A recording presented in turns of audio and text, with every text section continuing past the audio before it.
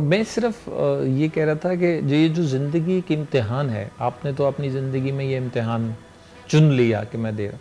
अमूमी तौर पे हम सुनते हैं कि हम ज़िंदगी में एक इम्तिहान से गुज़रने के लिए आए। तो क्या आप भी इस पे यकीन रखते हैं कि ये ज़िंदगी एक इम्तिहान है? देखिए, मैं तो बिल्कुल इस फ़लसफ़े का कायल हूँ और इतने बड़े कायनात के उसमें। और अब देखिए, अब तो जो साइंस का जो इल्म है, साइंस ने हमें कैसी कैसी चीज़ें हम पे आश्कार कर दी हैं। और अभी मैं देख रहा था कि कितने करोड़ों किलोमीटर का सफ़र तय करके एक सैयारचे पर एक वो जो खलाई जो मशीन है वो उतरी है। तो इतनी इतनी इतनी यानी कि इस कदर वुसअत है। और फिर जो जिस बारीकी से इसको काव किया गया है, जैसे तामीर किया गया है, जैसे बनाया गया है, तो वो बिला वजह तो खालिक कायनात ने नहीं बनाया है। तो इम्तिहान तो है। और उसके बग़ैर यानी कि ज़िंदगी का मकसद अदरवाइज़ क्या है? खाना पीना और उसके बाद फिर मर जाना। तो अगेन मैं तो इसी उस पर पहुँचा कि जो इख्तियार में आपके है वो यही है कि जान दी हुई उसी की थी। कि जितना भी आप सोसाइटी के लिए अपने में सब वो मुझे देखिए क्या अच्छी फिल्म थी वो, सेविंग प्राइवेट रायन, उसकी स्पीलबर्ग। तो हैं तो ये बड़े बारीक लोग। तो मैंने आपको कहा ना कि जो बड़ा ब्रेन है ना, वो बहुत सारी चीज़ों को नहीं मान पाता है, लेकिन जो हकीकत है ज़िंदगी की उस तक पहुंच जाता है। और वो हकीकत क्या है? वो ये है कि आप माशरे में कैसे अपने आप को कारामद और बेहतरीन एक यानी कि इंसान के तौर पे और कंट्रीब्यूट करके आप सोसाइटी से जाते हैं। वो आपको याद होगा उसके भाई सारे 5-6 मारे जाते हैं उसमें, और उसके बाद वो एक बचता है उस टॉम हैंक्स वगैरह उसके पीछे जाते हैं। वो प्रेसिडेंट का ऑर्डर आता है कि भाई सब चूँकि मारे जा चुके हैं तो इसको बुला लो महाज से, लेकिन वो फिर भी लड़ता रहता है। और उसको बचाने की खातिर कई फौजी जो है वो मारे जाते हैं। तो उसने ओपनिंग की है कि वो एक उस कब्र पे खड़ा हुआ है जिन्होंने उसको बचाया था, गालिबन ऐसे। और फिर दिखाया कि वो आदमी अब बूढ़ा हो चुका है। तो जब वो बच गया तो आखिरी वो सवाल जो करता है, वो आखिरी जो उसने सीन लिखा है वो बड़ा कमाल है। वो पूछता है, मुड़ता है और कहता है कि मुझे बताओ कि मैंने एक अच्छी ज़िंदगी गुजारी कि नहीं गुजारी। टेल मी कि मुझे बचाने के लिए अगर इतने लोग मारे गए थे तो मैंने उस ज़िंदगी को अच्छे मसरफ़ में अच्छा उसका मसरफ़ किया कि नहीं किया। वो यही फ़लसफ़ा है। शाह जी, ये जो ज़िंदगी एक इम्तिहान है ना, ये तो हम सुनते सुनते बड़े हुए हैं। तो चंद दिन पहले की बात है कि मैं पिछले पहर लेटा हुआ था, तो मुझे ख्याल आया कि पहले इस कायनात में इंसान को भेज दिया, और फिर जब देखा कि ये इस कायनात पे डिज़ास्टर कर रहा है, तो 1,24,000 पैगंबर भेजो। तो मेरे दिमाग में सवाल आया कि ये जो 1,24,000 पैगंबर और 4 इतनी किताबें अपनी पैगाम की शक्ल में भेजी हमारे लिए, तो ये तो हमारे इम्तिहान का पर्चा उठ कर दिया अल्लाह ने। ये क्यों कर ऐसा करना पड़ा? देखिए, अगेन ये ज़रा बड़े अदक और अमीक और बड़े गहरे और कदीम फ़लसफ़े हैं।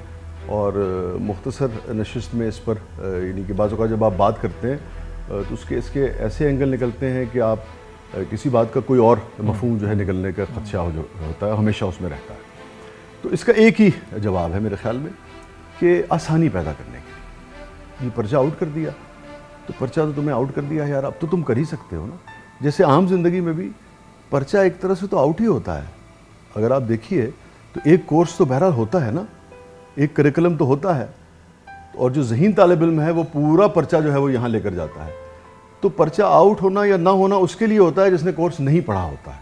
तो एक तरह से आसानी पैदा कर दी है इंसान के लिए ज़िंदगी गुजारना। आप यकीन जानिए कि ये जो जिन रियासतों में थोड़ी सी यानी कि स्टेबिलिटी है, इतना आसान है कि पूछिए मत। बाकी तो इंसान है, दोज़ख तो जन्नत तो नहीं है दुनिया, तो कुछ तकलीफ़ें, कुछ मसाइल, कुछ परेशानियां तो होंगी, बट अदरवाइज़ बहुत, अगर आप ज़िंदगी को सादा रखें, ज़िंदगी को सीधा रखें, तो आपको ज़िंदगी जो है बहुत आसानी से आप एक वक्त गुजार कर और फिर इस दुनिया से रुखसत हो सकते हैं। तो मुझे तो यही लगता है कि आसानी पैदा करने के लिए इंसान उस आसानी से चूँकि फ़ायदा नहीं उठाना चाहता है, उठाता नहीं है अपने मिजाज की वजह से, अपनी हवस, अपनी तमा, अपनी लालच, अपने लोभ की वजह से, इसलिए फिर वो अपने लिए भी मुश्किल पैदा करता है, दूसरों के लिए भी मुश्किल पैदा करता है। जो कहते हैं ना कि इंसान ने अपने आप को मुश्किल में डाला, अपने नफ्स पर जुल्म किया, वो यही है कि वो जो पर्चा आउट हो चुका है उसके बावजूद भी वो सवालात के ठीक तरह से जवाब देने को तैयार नहीं। अच्छा, दूसरा सवाल, चूंकि अब आपका ज़्यादा गुफ्तगू का रुख उस तरफ रहा जहाँ पे दीन की रग़बत जो है वो बहुत पाई जाती है, और स्पेशली रमज़ान ट्रांसमिशन जो आपने की है, मैंने आपका एक प्रोग्राम मिस नहीं किया चूँकि आप बहुत तैयारी से आते थे और बहुत इल्मी गुफ्तगू होती थी उस प्रोग्राम के अंदर।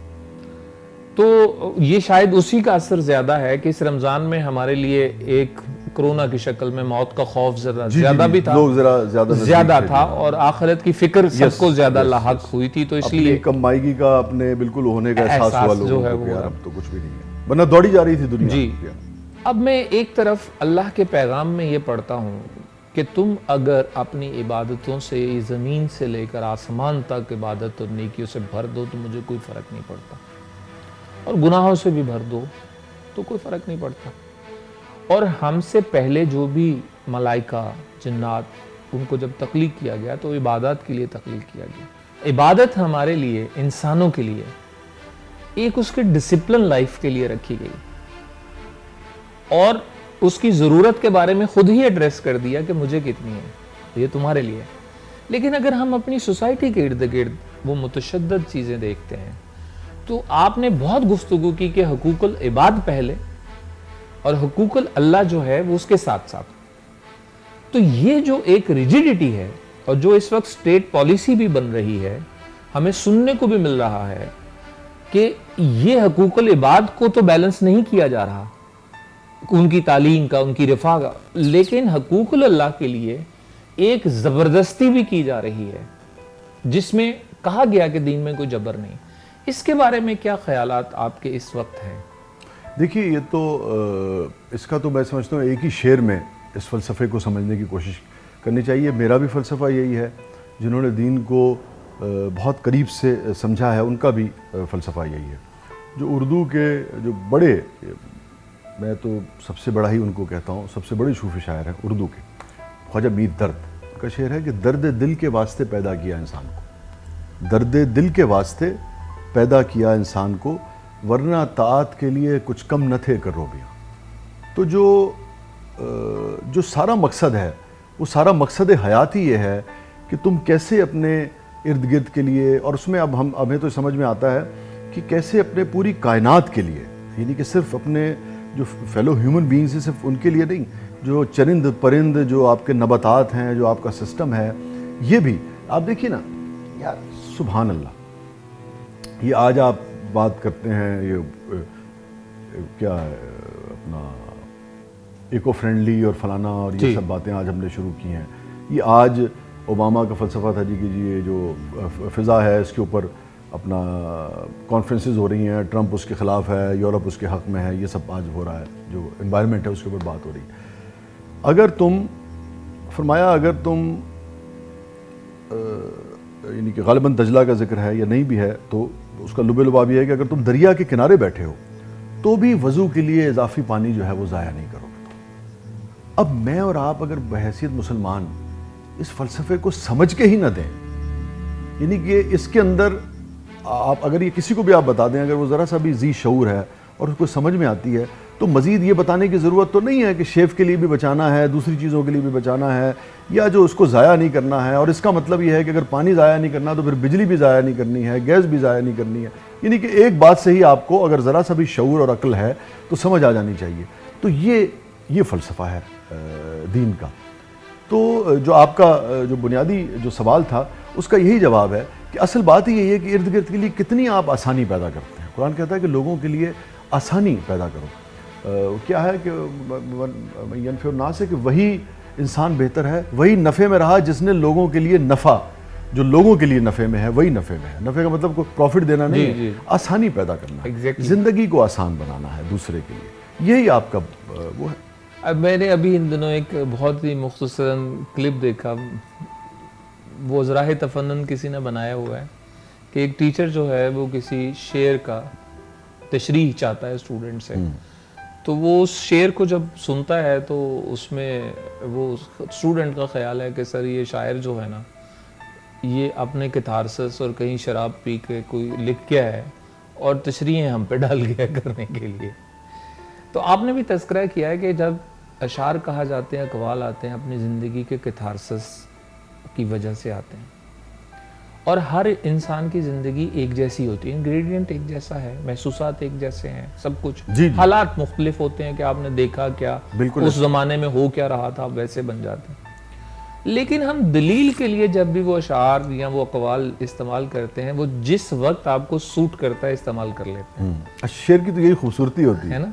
लेकिन उसके बारे में गौर व फिक्र नहीं करते कि ये किस वजह से कब ये कहा गया। जैसे अगर इस नज्म को जो आपने उस वाक़े के बाद लिखी है, इसके बारे में इल्म ना हो तो उसको पढ़ते हुए वो एहसासात शायद उस तरह महसूस ना हो, तो उसकी फौकियत बढ़ जाती है। ठीक कह रहे हैं आप। असल में ये भी अगेन थोड़ी सी लंबी हो जाएगी बात, मैं इसको शॉर्ट करके बयान करने की कोशिश करता हूँ। बाज़ जो पोइट्री में जो कुछ चीज़ें बहुत डायरेक्ट होती हैं किसी वाक़े के ऊपर, और बाज़ में इतनी यूनिवर्सैलिटी होती है और इतनी डेप्थ और इतनी तहदारी होती है कि वो मुख्तलिफ़ तरह की कैफियत पर लागू हो सकती हैं और मुंतबिक हो सकती हैं, और उसी शेर को हम फिर बड़ा शेर भी तसव्वुर करते हैं। लेकिन कुछ जो हैं वो बहुत वाक़याती होती हैं, किसी ख़ास वाक़े के ऊपर होती हैं। बड़े शायर में जैसे फैज़ साहब थे, फिर ख़ास तौर पे गालिब और मीर और इकबाल थे, इनके यहाँ ये फ़न पाया जाता है कि जब किसी ख़ास वाक़े को भी एड्रेस करते हैं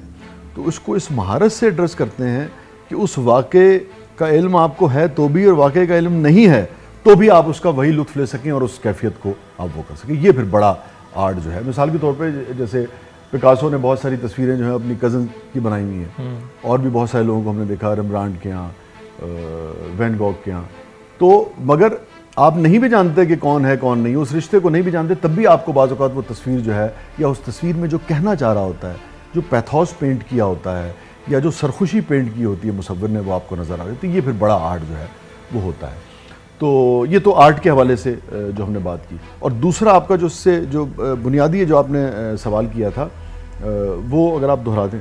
जी, वो यही था कि हम अपने मुनासबत से, मौके की मुनासबत से उसका हवाला दलील के तौर पर इस्तेमाल कर लेते हैं। हाँ। ये जाने बगैर कि इसके पीछे जो है वो बात क्या छुपी हुई है। जी, ये तो मैंने आपको बताया ना कि दोनों चीज़ें हैं। तो बाज़ों का डायरेक्ट नज़्म या किसी उस पर किए जाते, मिसाल के तौर पे फैज़ साहब की वो जो नज़्म है, चले चलो कि वो मंजिल अभी नहीं आई, अगर मेरा हाफजा ठीक काम कर रहा है, तो ये 47 की जो पहला, यानी कि जून में जब ये नज़र आना शुरू हो गया था कि भाई अब ये अगस्त के करीब जाके कहीं ऐलान हो जाएगा, तो उस वक्त की ये नज़्म है फैज़ साहब की, अगर मेरा हाफजा ठीक काम कर रहा है तो। यानी कि पहली भी फर्स्ट एनिवर्सरी की नहीं है पाकिस्तान की ये, यानी कि जब 47 में जब 14 अगस्त, पहली जो 14 अगस्त थी, जब बुनियाद रखी, यानी कि जब ऐलान किया गया है, उस वक्त की नज़्म है। उससे 3-4 महीनों के अंदर ही ये फैज़ साहब की ये एक तासुर पैदा हुआ कि भाई ये कुछ मामला जो है, चले चलो कि वो मंजिल अभी नहीं आई। मगर आपको लगता है कि आज की ये नज़्म है, जी, तो वो क्राफ्ट ऐसा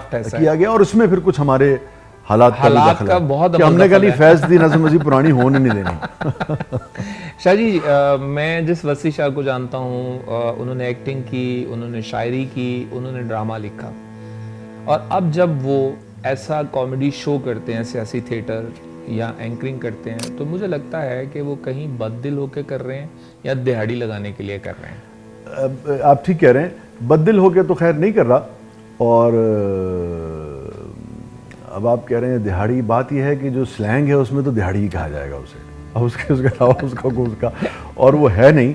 मगर देखिए अलमिया क्या है कि मेरी जो जेब में जो सिक्के हैं उसकी आपकी सोसाइटी में बहुत कम वैल्यू है, और यानी कि, और मैंने आपको बताया कि मैं उस पाए का फ़कीर आदमी तो हूँ नहीं, दुनियादार आदमी हूँ। मगर आप अताउल्लाह कासमी साहब से जाकर ये पूछ सकते हैं, वो हयात है, कि नून लीग ने, मैं उस ज़माने में कॉलम लिखता था तो, और मैं शो करता था एक रात कहे पाकिस्तान टेलीविज़न से, जो मेरे मिजाज के ज़्यादा नज़दीक था। अच्छा, मैं इस किस्म के शोज़ में कोई बुराई नहीं समझता हूँ, ये अगर मैं बुराई समझता तो मैं कभी नहीं करता। जी जी, हंसना, हंसाना, उसका लुत्फ़ लेना, बाज़-औक़ात वो हम इंफॉर्मेशन भी बाज़-औक़ात वो क्रॉस कर जाते हैं, कोई लिमिट वो नहीं जाना चाहिए, उसको कंट्रोल में रखना चाहिए। बट अदरवाइज़ ये एक ज़िंदगी का वो है। मेरे मिजाज में उस हद तक कोई चीज़ जैसे ये है, ये आपका पूरा इस्तेहकाक है और ये ज़िंदगी की खूबसूरती है, ये कलर और ये शर्ट जो है, मुझे शायद ये अपने लिए पसंद नहीं है। ये कोट मैं चाहूँगा कि आपको ये शायद अपने लिए पसंद ना हो, मगर आप ये नहीं कह सकते कि उसमें कोई बुनियादी ख़राबी है। या ये कोई किसी कानून की खिलाफ वर्जी कर रहा है या किसी ये अखलाकियात की खिलाफ वर्जी कर रहा है। सो ये एक तो पहली बात, अगर मैं गलत समझता, जो कामों को मैं गलत समझता था, हमने पूरी ज़िंदगी कोशिश की कि वो न करें। चोरी है, रिश्वत है, ये है। तो नून लीग ने जनाब उन्होंने कहा जी मैं लिखता था तो पीटीआई के उस वक्त ज़रा बड़ा वो था तो इनके हक। अच्छा होता क्या है कि ये एक बड़ी बेसिक बात है कि अगर आप सहाफ़त में हैं तो जो प्रेजेंट सिटिंग गवर्नमेंट होगी उसके खिलाफ ही आपने लिखना होता है, क्योंकि उसके पास इख्तियार होता है, उसके खिलाफ ही आपने वो लिखना होता है। तो उसमें कोई बदगुमानी वाली बाज़-औक़ात बात नहीं भी होती, बाज़-औक़ात वैर भी होता है अल्लाह वास्ते का, लेकिन बाज़-औक़ात होता है कि आपने उसी पे तनकीद करनी है। अपोजिशन पे तो आप इतनी नहीं कर सकते सिवाय इसके कि वो ऐसी को हरकत, क्योंकि वो सर्व कर रहे हैं, वो सर्व कर रहे हैं, इख्तियार उसके पास है, तो इख्तियार के ऊपर ही आप सवाल उठाते हैं। खैर जनाब, जब इनकी गवर्नमेंट आई तो उन्होंने कहा जी कि वो नज़र नहीं आना चाहिए, ठीक है। तो वो उन्होंने मेरी वजह से उन्होंने वो रात गए जो है वो बंद करा दिया। तो हालांकि आप अंदाज़ा कीजिए कि बहरहाल तवील बात हो जाएगी, मुख्तसर ये कि उन्होंने बंद करा दिया। फिर वो तो मुझे याद है बेग साहब ने पहले इत्तफाक से आफ्ताब साहब ने ये जो दुनिया वाला जो प्रोग्राम ख़त्म किया था तो सोहेल साहब करते थे। बेग साहब ने मुझे कहा कि आप ना ये हमें कर दीजिए सोहेल साहब वाला प्रोग्राम। तो मैंने उसे ये कहा, मैंने कहा देखिए मैं इसके बिल्कुल इस तरह के प्रोग्राम्स के हक़ में हूँ, ख़िलाफ़ नहीं हूँ, मगर मेरा मिजाज नहीं, मैं हैंडल नहीं कर सकूँगा। और आफ्ताब साहब बहुत अच्छी तरह करते थे, तो मैंने बेग साहब को फिर माज़रत कर ली। दोबारा इत्तफाक से फिर ये हुआ कि आफ्ताब साहब और बेग साहब भी यहाँ प्रोग्राम कर रहे थे, सियासी थिएटर ये जो उन्होंने शुरू किया था। तो इन्होंने बेग साहब ने मुझे कहा, बल्कि मुझे बेग साहब का मैसेज पहला याद है कि please don't say no this time.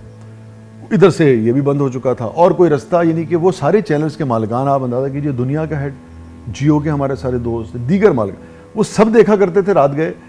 और उसके बाद जब वो बंद हुआ तो किसी के पास अपने प्लेटफॉर्म पे देने के लिए 30 मिनट नहीं थे लिटरेचर को। ये आप अलमिया देखिए। मुख्तसर ये कि ये हुआ तो हमने फिर सोचा, दोस्तों से मशवरा किया, तो फिर सोचा कि यार उसको अपने मुताबिक ढाल लेंगे।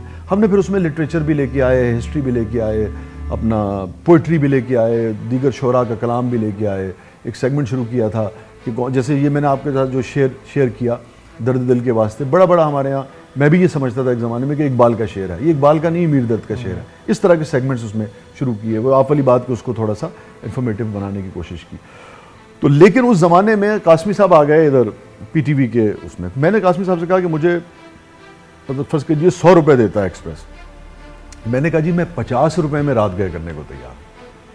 अगेन चूँकि वो मेरे मिजाज का था जी, लेकिन वो आपको पता है सियासी जो मामलात होते हैं वो, तो ये था। फिर ये है कि तो मतलब को दिहाड़ी तो आप नहीं कही है, लेकिन ये था कि यही करने को यही है, क्या किया जाए मुझे बताइए। नहीं शाह जी, इसमें एक लाइन में आपने अपना वो दर्द बयान कर दिया है कि आपके पास जो सिक्के हैं उसके खरीदार नहीं है, इस मुआशरे में रहे नहीं है। हम ये समझ सकते हैं क्यों नहीं रहे। हाँ देखिए, लिटरेचर जो है वो, अच्छा पूरी दुनिया में ऐसा नहीं है। मुझे बड़ा रंज होता है कि पूरी दुनिया में जब टेक्नोलॉजी और जब तारीख़ का धारा मुड़ रहा होता है ना, तो तारीख़ जो यानी कि बड़ी कौमें होती हैं, समझदार कौमें होती हैं, समझदार घराने होते हैं, वो उस तारीख़ के मुड़ते हुए धारे में अपने जो सकाफ़ती असासे हैं ना, उनको हमराह लेके चलते हैं, उनको पीछे नहीं छोड़ देते हैं। आज अगर लंदन के अंडरग्राउंड्स में या न्यूयॉर्क के अंडरग्राउंड्स में या यूरोप के उसमें आप स्टेशन पे, टर्की में आप चले जाएं, तो अगर आपको आज जो मॉडर्न तरीन जो बिलियंस ऑफ डॉलर्स की जो मूवीज़ बनती हैं उनके इश्तिहार नज़र आएंगे, तो साथ में आपको किताब का भी इश्तिहार नज़र आएगा जी। अगर आपको किंडल पे लोग पढ़ते हुए नज़र आएंगे, तो आपको हाथों में वो जो पुरानी जो बुक जैसे बाइंड होती है उस तरीके से वो भी आपको लोग पढ़ते हुए नज़र आएंगे। हमने अपना जो रिश्ता है वो बहुत ज़्यादा किताब से काट लिया है। और फिर ये है कि अगेन ये जो हमारे जो चैनल्स आए थे, ये देखिए आप जब हमने आँख खोली तो जंग में ख़ास तौर पे नवाए वक्त में और दीगर उसमें 2 बाज़ तीन बाज़ 4 पेजेस का 2 पेजेस का पूरे अदबी एडिशन हुआ करते। हसन रिजवी मरहूम और दीगर वो जो थे उनके इंचार्ज थे, मुनीर साहब जैसे लोग, अहमद कासमी जैसे लोग, फराज जैसे लोग जी, वो उसमें मैं तो सिर्फ लिटरेचर की बात कर रहा हूँ, वो छपा करते थे, शायरी छपती थी। आज मैं देखता हूँ, मैं रोज़ाना मुझे भी 6-7 अखबार देखने होते हैं, लिटरेचर की कोई न्यूज़ उसमें नहीं होती। आपको लगता है कि लिटरेचर नाम की कोई चीज़ इसमें नहीं है, इस मुल्क में शायर नाम की कोई चीज़ यहाँ नहीं पाई जाती, कोई नज़्म नहीं लिखी जाती, कोई गज़ल नहीं लिखी जाती। कम से कम आपके अखबारात जो हैं वो आपको ये इत्तला नहीं देते। अलबत्ता वो अगेन उसमें कोई बुराई नहीं है, बहुत अच्छी बात है कि टिकटॉकर बच्चे क्या कर रहे हैं, वो खबर है, मगर लिटरेचर आपकी खबर कहीं मतलब एग्जिस्ट ही नहीं करती। आप पिछले एक महीने के अखबारात उठा के देख लें, मुझे लिटरेचर की एक खबर अगर आप दिखा दें तो जो आप मुझे कहेंगे मैं वो करने के लिए तैयार हूँ। किसी अखबार में आपको नहीं मिलेगी, ना अंग्रेज़ी अखबार में। अंग्रेज़ी में तो फिर भी कभी कभी मतलब थोड़ा बहुत आ जाता है, बट उर्दू में तो बिल्कुल नहीं आती। अंग्रेज़ी में भी वो अंग्रेज़ी का कोई लिटरेचर की खबर को आ जाए तो आ जाए, अदरवाइज़ बिल्कुल एग्जिस्ट नहीं करती। फिर जो हमारे चैनल्स हैं, कोई चैनल मुझे बता दीजिए, कोई एक अदबी प्रोग्राम जो है, कोई नज़म के ऊपर प्रोग्राम, किसी गज़ल के, मतलब ये जो दूरदर्शन वगैरह है, ये जो आपने गालिब का जो आप हम लोग देखते हैं, ये फिल्म थोड़ी थी, ये दूरदर्शन के लिए एक सीरियल बनाया था गुलजार साहब ने, गालिब, जो आज तक जिसके गाने भी लोग जिसकी गज़लें भी लोग सुनते हैं और उसका लुत्फ़ भी लेते हैं। फिर किरदार एक सीरियल प्रोड्यूस किया था दूरदर्शन ने, जिसमें मुख्तलिफ शुराए कराम जो हैं, फ़िराक हैं, जानिसार अख्तर हैं, दीगर उनकी जो पूरी जो हयात ज़िंदगी थी उसके ऊपर, फिर और बेशुमार चीज़ें उन्होंने की हैं। तो हमारे यहाँ मीडिया क्या करता है? आपके जो 6, 7, 8 चैनल हैं, मुझे बता दें कि कभी कोई प्रोग्राम स्टेट मीडिया अभी अर्तुगरुल जी, स्टेट मीडिया नहीं कर रहा, मैं कर रहा हूँ, अर्तुगरुल दिखा रहे हैं हमें। मैं उसमें कोई बुराई नहीं समझता, यानी कि मैं तो पता है, मैं तो चूँकि भरपूर आज़ादी का कायल हूँ और पूरी दुनिया का वो इन्फ्लक्स है, उसको आना चाहिए, देखना भी चाहिए। मगर बात ये, आप अर्तुगरुल ज़रूर दिखाएं, मगर थोड़ा सा मुझे अहमद नदीम कासमी के बारे में भी बता दें। मुझे ये भी बता दें कि मंटो नाम का एक बड़ा आदमी भी इस खित्ते में पैदा हुआ था, अमृता प्रीतम भी कोई हुआ करती थी। ये जो आप जब क्वारंटीन के ऊपर आज आप इतना वो देख रहे हैं, क्वारंटीन के ऊपर पहली बार हमने अफसाना जो है वो हमने प्रेमचंद का या कृष्ण चंद्र का गालिबन एक अफसाना था, उसका नाम ही करंतीना था, हमने वो पढ़ा था। हमें ज़िंदगी के बेशुमार असरार जो हैं वो गुलाम अब्बास ने खोले। हमने ज़िंदगी के ऐसे ऐसे रुख देखे ज़िंदगी के, जो हमें बाद में, जिसने ज़िंदगी गुजारने में भी बहुत आसानी पैदा की। कुरतुल हैदर भी कोई हुआ करती थी, और भी कुछ लोग थे इसी तरह, अंग्रेज़ी के लिखने वाले थे, या अंग्रेज़ी का लिटरेचर है, उर्दू का लिटरेचर है, कोई ये बताता है? कहीं आपको नहीं बताता। तो ये इनका मौजू ही नहीं है, किसी का नहीं है, चाहे वो जियो है, चाहे हम है, चाहे ARY है, चाहे। इसलिए आप ड्रामे से भी दूर हो गए? मैं ये जो थोड़ा सा ये जो दिहाड़ी का आपने लफ्ज़ इस्तेमाल किया, उसके चक्कर में हो गया था थोड़ा सा, और मेरे पास वक्त होता था, लेकिन फिर मैंने काम ज़रा कम किया ड्रामे का, क्योंकि मुझे लगा मेरी वालदा अब ज़ईफ़ हो गई हैं, तो मैंने कहा ज़रा उनके साथ ज़्यादा से ज़्यादा ज़रा ज़िंदगी का वक्त जो है वो गुजारा जाए, खुसूसन वो जो आका की हदीस का मैंने जिक्र किया था उसके बाद। तो अब फिर अगेन वही कि मेरे पूरे हो रहे थे काम। हालांकि अब देखिए, मैं 4 दिन शो करता था, 3 दिन बिल्कुल फ्री होता था मेरे पास, शो भी 1 घंटे का होता था, मगर वो जो मैं बात कर रहा था कि उतने की, उससे ज़्यादा की तलब ही नहीं है। तो फिर हमने, अलबत्ता मुझे कोई क्रेविंग होती थी तो एक आध मैंने जैसे पिछले साल लिखा था अब्दुल्ला के लिए, वो जो जियो से चला था, अब आजकल एक प्रोजेक्ट पे काम हो रहा है, मगर वो पैसे के लिए नहीं, ज़रूरत नहीं थी तो नहीं किया। अच्छा शाह जी, दुनिया भर में जो है इंटरटेनमेंट चैनल्स जो हैं वो नंबर 1 होते हैं।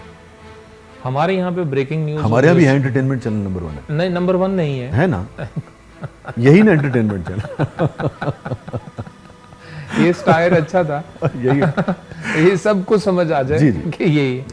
तो अब ऐसे आपके इम्पोर्टेंट लोग अगर तमाशा करते हुए नजर आ रहे हों, उससे बड़ा एंटरटेनमेंट क्या होगी? मुझे बताइए आप तो इनके साथ बैठते हैं, कभी आपने सवाल नहीं किया कि ये कैरेक्टर जज हो रहा है? कभी आप सोचते हैं जो ये यहाँ करके जा रहे हैं बिला वजह, और जिससे आप इख्तलाफ भी रखते हैं, और आप वो बन के दिखा के जा रहे हैं कि नहीं मैं ऐसा हूं, तो घर जाके सो कैसे जाते हैं? बस देखिए, इनकी हमने ना बहुत ज़्यादा पस्त लेवल पे ले गए हैं हमारे कुछ लोग सियासत को, और फिर उसमें हमें चौधरी एतजाज़ जैसे लोग, कमर ज़मान कायरा जैसे लोग, मौला बख्श चांडियो जैसे लोग, ये वो लोग हैं जिनको मैंने इंटरव्यूज़ के दौरान एक्सप्लोर किया, और मुझे अंदाज़ा हुआ कि हमारी आपकी तरह और भी होंगे, ये भी कर्ब का शिकार है। मगर 2 ही सूरतें हैं इनके पास भी, कि या ये मेरी तरह अपना दिहाड़ी लगा लें, और या फिर ये है कि ये छोड़ दें, उसको अपना छोड़ दें, और कोई सूरत ही नहीं है इनके पास। तो मतलब ये कि वो, अलबत्ता एक चीज़ ज़रूर है कि ये तो जोक्स अपार्ट, जब ये सियासी थिएटर का भी जब ये आया, या जैसे हमारे जो दोस्त इस वक्त भी सियासत में हैं, जो किसी भी शोबे का निस्बतन संजीदा आदमी होता है, या जो तब्दीली लाने की जिससे उम्मीद होती है, उसको मैदान कभी छोड़ना नहीं चाहिए, और उसके अंदर से अपना रास्ता जो है वो निकालने की कोशिश करनी चाहिए। दुरुस्त। अगर वो भी छोड़ देगा तो फिर हालात और ज़्यादा आपको ख़राब नज़र आएंगे। तो बाज़ औक़ात आपको उसके किरदार पे भी कीचड़ उछलते हुए नज़र ज़रूर आते हैं। बस आपको कायरा साहब हमेशा ही इसी तरह की गुफ्तगू में नज़र आएंगे, मगर आप निजी महफिल में बैठे हैं तो आप हैरान रह जाएंगे कि यार इतना काबिल आदमी, और आप हैरान रह जाएंगे कि उसके बावजूद कैसे मजबूर है इस किस्म की आर्गूमेंट्स में उलझने जी। बचपन में पढ़ा था और अभी मैं हर जगह बोल देता हूँ, यही चांडियो साहब का हाल है जी। मुआशरा गधे और घोड़ों की आमेज़श से बनता है, कभी इसमें गधे ज़्यादा हो जाते हैं, कभी घोड़े ज़्यादा हो जाते हैं। बिल्कुल ऐसे, ये अदवार की बात होती है। दुरुस्त बात। शाह जी, कंटेंट पे आजकल बहुत गुफ्तगू हो रही है कि हमारे यहाँ कंटेंट क्या दिखाया जाना चाहिए और क्या दिखाया जा रहा है। आप भी कंटेंट डिपार्टमेंट्स को फेस करते हैं बीइंग ए ड्रामा राइटर। जी हाँ। आपका इस पे क्या ओपिनियन है? क्या ये कंटेंट चेंज होना चाहिए? अगर चेंज हो तो क्या रास्ता है? और कंटेंट डिपार्टमेंट्स जो इस वक्त टीवी चैनल्स के हैं, क्या वो कोई अच्छा किरदार या ज़्यादा आसानी पैदा कर रहे हैं या नहीं कर रहे? तो इसको चूंकि आप डायरेक्टली फेस करते हैं तो इसके बारे में थोड़ी सी रोशनी डालिए। देखिए, मैं बिल्कुल भी इसका कायल नहीं हूँ। अगेन, मैंने पहले भी एक बात की कि जो मुख्तलिफ कंटेंट है, डिफरेंट, जिसको बाज़ औक़ात हमारे वो लोग जो निस्बतन ज़्यादा पढ़े लिखे हैं सतही कह देते हैं, मैं तो सतही भी नहीं कहता, मैं कहता हूँ उसे रेडिक्यूल नहीं करना चाहिए। और उसी में से फिर आपको लोग बेहतर और डिफरेंट लिखते हुए और उनका मयार खुद ब खुद बुलंद होता है, उनको बिल्कुल आपको छेड़ना नहीं चाहिए। मगर ये जो हम जैसे लिखने वालों के लिए जो रास्ते जो बंद किए जाते हैं, इन रास्तों को खोलना चाहिए। बस जैसे फसी है हमारा दोस्त, जैसे ज़फ़र मेराज है, जैसे असगर साहब लिखा करते थे, या दीगर लोग, आज आपने क्यों इनका काम आपको कम नजर आता है? इनके रास्ता मौजूद होना चाहिए ताकि जो संजीदा देखने वाले हैं, लोगों का मयार जो है वो बुलंद होता चला जाए। मतलब आप देखिए, अगर आप सामने की एक चीज़ देखें, वरना नुकसान क्या होता है, देखिए ये सदियों के या दिहाइयों के मामले एक दिन में थोड़ी ख़त्म होता है। लेकिन आपको नुकसान कैसे अंदाज़ा होना चाहिए, हमने क्या नुकसान किया अपनी इंडस्ट्री का। अब हमने, चूँकि अगर आप रिसर्च बेस्ड सोसाइटी नहीं है, मगर आप ज़रा तसव्वुर करें, आप यूँ समझ लें कि दंगल जो है उसने, अगेन नंबर्स का आदमी नहीं हूँ लेकिन जो मुझे याद आ रहा है, 2-3 अरब रुपए का बिजनेस किया इंडिया में जी, और 11 या 12 अरब रुपए का बिजनेस किया उसने चाइना में। वहाँ पे 500 अरब किया, लेकिन टोटलिटी में 11। मैं अब पाकिस्तानी कर रहा हूँ। जी 500 इंडियन। जी 500 इंडियन किया, तो फिर पाकिस्तानी हो गया, पाकिस्तानी हो गया, 9-10 हो गया। तो चले हम, मतलब हम एक ही बात कर रहे हैं, तो 500 अरब इंडियन किया ना, तो पाकिस्तानी वो 10 अरब हो गया तकरीबन। और इसी तरह 2-3 अरब या 4 अरब उन्होंने किया जो बाहर के मार्केट। क्यों? इसलिए कि उन्होंने क्वालिटी जो है वो प्रोड्यूस की। दंगल आप देखिए, वो एक बहुत आला पाई की फिल्म है, उसका कंटेंट बहुत अच्छा कंटेंट है, एंटरटेनिंग है, इंफॉर्मेटिव है और बहुत यानी कि जो बिल्कुल यानी कि बहुत ही यानी कि शानदार कंटेंट है। हम नहीं कमा सकते थे क्या? हमारी भी तो एक फिल्म गई थी, गुलाम मोहिउद्दीन साहब, अगर वो उस ज़माने में गई थी तो आज क्यों नहीं जा सकती? उसके बाद हमें आगे आना चाहिए था, या वो फिल्म जिस ज़माने में मेरा नाम है मोहब्बत गई है, वो तो लाहौर की इंडस्ट्री बंद हो गई। तो हम पीछे आए हैं कि हम आगे गए हैं। हमें सोचना चाहिए क्यों? इसलिए कि हमने अपने कंटेंट को अहमियत नहीं दी है। भारत ने क्या किया है ख़ास तौर पे कि आप देखें कि एक तो शुरू की दिलीप साहब का दौर था, फिर राजेश खन्ना वगैरह दौर आया, उसके बाद एक दौर बीच में आता है जिसमें ये अमिताभ वगैरह और ये थे, जिसमें जादूगर टाइप की फिल्में बनी हैं, बड़ी वीक फिल्में बनी हैं। और उसके बाद आप देखिए कि अब आज का जो दौर है, मतलब टॉयलेट उनकी एक फिल्म है, आप वो फिल्म देखिए, वो इतने बड़े समाजी मौजू पे फिल्म है, वो आपको लगता है कि आपने एक इंतहाई संजीदा आर्टिकल जो है उसको पेंट कर दिया है आपने टेलीविज़न के उसमें। इंतहाई बारीक, इंतहाई अहम इशू के ऊपर वो फिल्म है। फिर और भी जो उन्होंने फिल्म, और वो सुपर डुपर हिट फिल्में हैं। उन्होंने शायद एक वजह ये हुई, उन्होंने अपनी मार्केट जो है एक वो पैदा की, उन्होंने तलाश किया ना जी, उन्होंने तलाश किया, एक और चीज तलाश की कि अगर वो बायोपिक पे जा रहे हैं। श्याम बेनेगल जी ने 80s में हमने देखा कि बिल्कुल आर्ट फॉर्म फिल्म में, जिस तरह हमारे निसार हुसैन मरहूम टेली थिएटर किया करते थे, उस तरह से फिल्म्स बनाई, उस तरह से कहानियां कहीं। अब इन्होंने क्या किया कि कॉम्बो बना लिया कि एक कमर्शियल एंगल भी हो और उसमें आर्ट एंगल भी हो, यानी कि लिविंग रियल हो और प्रेजेंटेशन कमर्शियल हो जाए, तो ये एक और सिनेमा लेकर। और इसकी वजह क्या बनी? 86 में जब एहतजाज किया इंडस्ट्री ने, तो गवर्नमेंट साथ आई और उन्होंने एसोसिएशंस बनाई। गवर्नमेंट आज लोएस्ट रेट के ऊपर उनके बैंक उनको कर्जा देते हैं जब फिल्म आपकी रिलीज के करीब होती है, और इसी बुनियाद की वजह से इंडस्ट्री आज इस नहज पर उनकी पहुंची। अब हम, चूंकि आप सेंसर बोर्ड का हिस्सा भी कई बार रह चुके हैं, आज जब सेंसर बोर्ड से हम पूछते हैं तो कोई लिखा हुआ हमें कोड ऑफ कंडक्ट ही मुयस्सर नहीं है। ठीक कह रहे हैं आप, नहीं आप बिल्कुल ठीक कह रहे हैं। मैं वो अगेन देखिए, चूंकि आपका सवाल कंटेंट के ऊपर, ये तो फिर पॉलिसी में गवर्नमेंट क्या कर सकती है, उसको कैसे देख सकती है, वो तो फिर चूंकि अलग एक गुफ्तगू, हम उस पर भी बात कर लेते हैं। मगर कंटेंट चूंकि मुझे लगता है ज़्यादा अहम मौजूद है, इसलिए कह रहा हूँ कि देखिए इसी इसी यही जो अरबों रुपया जो कमा रहे हैं हमारे चैनल, इतना ही कमा सकते थे। इन्होंने अपनी मार्केट को, इनको अंदाज़ा नहीं है कि इन्होंने उसको सुकेड़ दिया है, इन्होंने उसको फैलाया नहीं है, इन्होंने अपनी जो बेस है उसको ब्रॉड नहीं किया है। ये इनको अंदाज़ा नहीं है कि इन्होंने, वैसे देखिए मैं आपको बताऊँ, मैं एक सीरीज़ करता था लिबास के नाम से, ठीक है, तो आम पब्लिक उसे देखती थी। जियो ने उसके 3 या 4 सीजन चलाए। अब अगर 16-16, 20-20 या 15-15 के 4 सीजन चलाए हैं तो लाज़मी बात है उसकी कोई पजीराई हुई होगी, कोई रेटिंग आई होगी, तभी उन्होंने चलाए हैं। आम पब्लिक देखती थी उसे बहुत, और इफ्तिखार आरिफ साहब ने कहा कि मैं भी देखता हूँ, ठीक है। तो अब सवाल यह है कि इफ्तिखार आरिफ साहब और कितने प्लेस देखते हैं? वो मेरी वजह से नहीं देखते थे कि मेरा नाम, वो कंटेंट की वजह से उनको पसंद आया होगा वो शायद। या जैसे थोड़ी सी वफा, एक हमारा सीरियल था, मैं अपने उसका ज़्यादा जिक्र नहीं करना चाह रहा, आप जफ़र साहब का को प्ले लें या और सीरियस प्ले, आपने जो प्लेस किए हैं वो ले लें। मैं कहना ये चाह रहा हूँ कि हमें अपनी मार्केट को छोटा नहीं करना चाहिए। जब हम अच्छे यानी कि कंटेंट को सिर्फ और सिर्फ सास बहू और सिर्फ एक्स्ट्रा मैरिटल अफेयर्स तक, और सिर्फ ये जो रिश्तों की जो कंसुइयाँ और इस तक महदूद कर देते हैं, तो हम अपने व्यूअर को महदूद। मुझे आप बताइए कि ये नेटफ्लिक्स के दौर में कैसे आप कम्पीट करेंगे? तो आज आपको महसूस नहीं होगा, लेकिन आपको 20 साल के बाद महसूस होगा कि ओहो, 20 साल तक तो इंडस्ट्री बचेगी नहीं। मैं यही कह रहा हूँ, तब आपको पता लगेगा कि हमने क्या कर दिया। माशाल्लाह, दुआगो हैं बहुत मोहब्बत कि वसी आप, हम आपके दौर में जिंदा हैं, आपके साथ हैं। नहीं, हम सभी एक दूसरे से सीखते हैं जी। और आपका तो जो फ्रेम है उससे हम शेर तख्लीक करते हैं। मोहब्बत आपकी, खुश रहें, सलामत रहें, ऐसे ही हमें अच्छे अशार देते रहें, और इंसानियत के साथ जो आपकी मोहब्बत है वो हमेशा ज़िंदा सलामत रहे।